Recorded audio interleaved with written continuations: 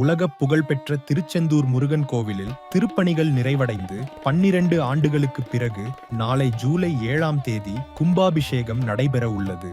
முருகப்பெருமான் சூரனை அழித்து தேவர்களை காத்தருளியதைப் போல் திருச்செந்தூர் முருகனை வழிபடுகிறவர்களின் நோய் நொடி கடன் பகை அனைத்தையும் அழித்து தலையெழுத்தையே மாற்றுவார் முருகன் என்பது ஐதீகம். முருகப்பெருமானின் அறுபடை வீடுகளில் 2ஆம் படை வீடான திருச்செந்தூர் முருகப்பெருமான் சூரனை வதம் செய்து அவரது அவதார நோக்கம் நிறைவேறிய திருத்தலம்.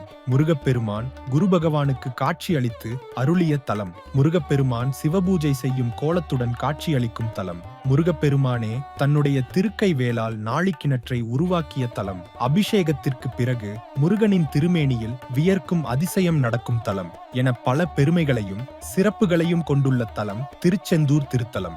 உலகம் முழுவதிலும் இருந்து பக்தர்கள் வருகை தரும் திருச்செந்தூரில் முருகப்பெருமான் தன்னை நாடுபவர்களுக்கு வேண்டுபவற்றை தருபவராக திகழ்கிறார். நாளைய தினம் காலை 6:15 மணி முதல் 6:50 மணிக்குள் கும்பாபிஷேகம் நடைபெற உள்ளது. கோவிலில் HCL நிறுவனம் சார்பில் 200 கோடியும் அறநிலையத்துறை சார்பில் 100 கோடி என மொத்தம் 300 கோடி ரூபாய் மதிப்பீட்டில் பெருந்திற்ற வளாகப் பணிகள் நடைபெற்று வந்தன.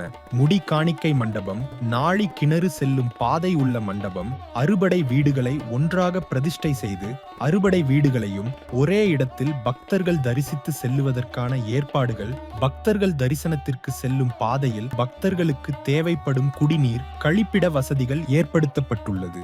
இத்திருத்தலம் 2000-3000 ஆண்டுகள் முற்பட்டதாகும். திருமண தடை உள்ளவர்கள் இத்தல இறைவனிடம் வேண்டிக் கொள்ள நல்ல வரன் அமையும்.